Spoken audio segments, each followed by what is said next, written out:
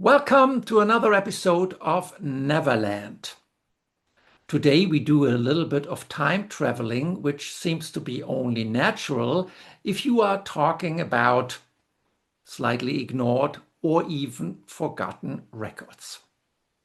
My name is Matthias Merkelbach and I'm presenting to you exactly this popular music, which seems to be a little bit on the side and ignored, at least from my perspective.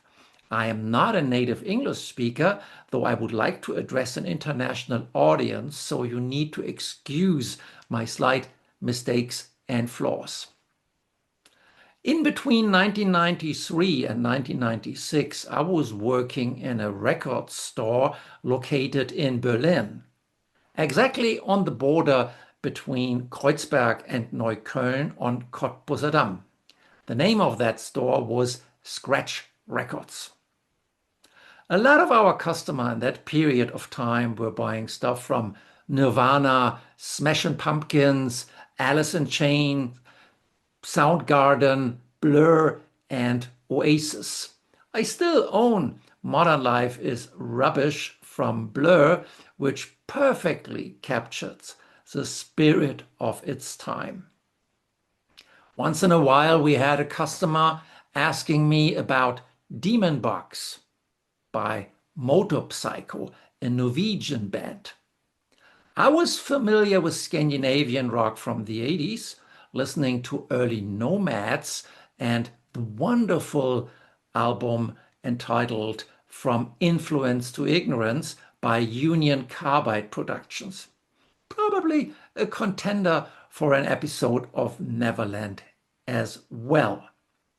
But Motorpsycho, who were just moving in the direction of alternative metal, were a little bit too heavy and noisy for me at this period of time. So I left them on the side, though I said to myself, okay, they're doing fine. That's okay. It's not bad what they're doing at all, but it's not my kind of stuff because I was drifting into folk blues, alternative country, and singer-songwriter.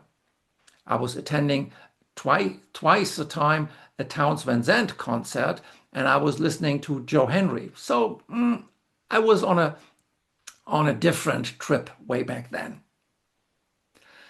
Time was passing on, and once in a while, when I was attending a record store, I figured, Motorpsycho, they obviously still exist, and I paid my respect because this kind of continuity and creativity is not an easy thing to keep up with in that tricky business that music business surely is.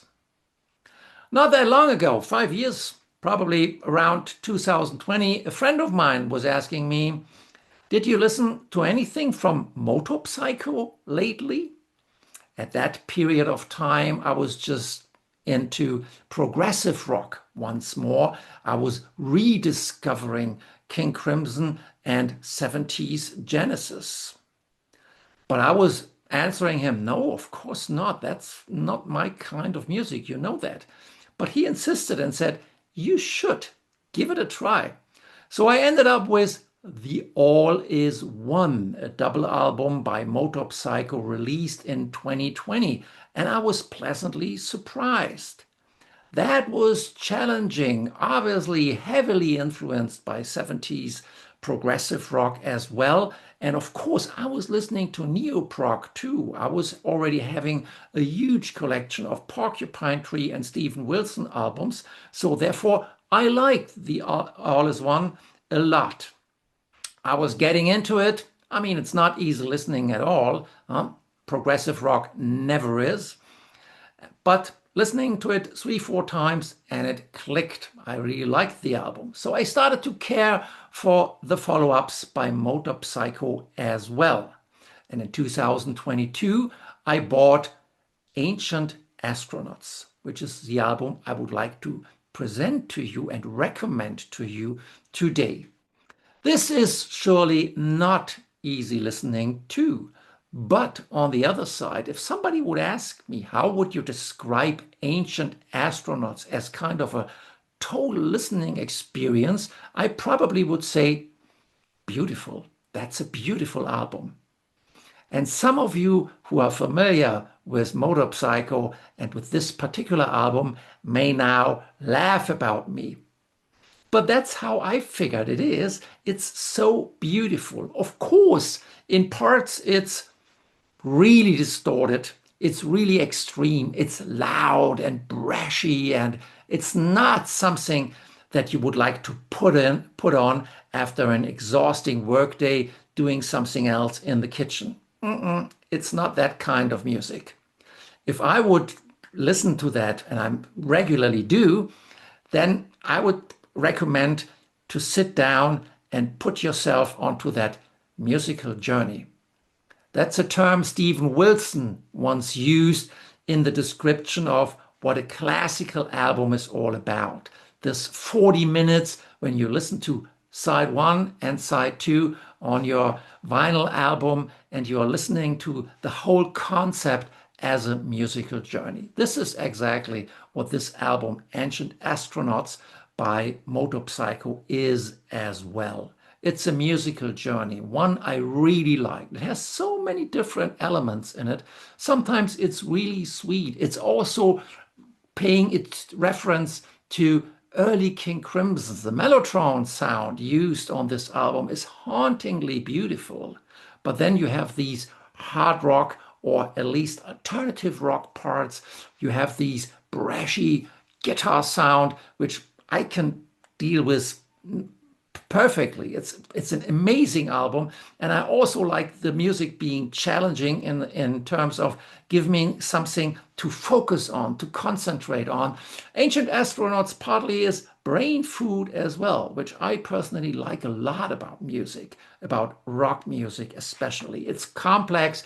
It's really the opposite of tedious. It's so tense and it's very passionate. Give it a try.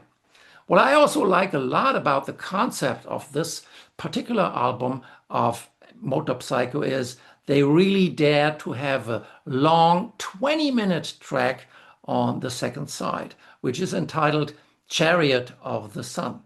Oh, this sounds so much like 1974, I know, but it's a long, ongoing instrumental track with 33 years of musical history in your back and a lot of expectations by all of your fans and followers. You really need to dare to do something like that. But Motorpsycho did, and they did it very, very successfully. For sure, this is a track that never gets predictable. I think I was listening to that 10 times, 15 times up to now, and it never gets predictable. It surprises me anytime I'm putting this album on. So if you're out for something that is a little bit more daring, a little bit more extreme in parts, but then so much rewarding if you're out for a musical journey, you should try Ancient Astronauts by Motorpsycho. It's a highly interesting, classical, but then on the other hand, very much 21st century kind of rock album that is worth your time. If you like my general attitude towards music, popular music, you may hit the subscribe button.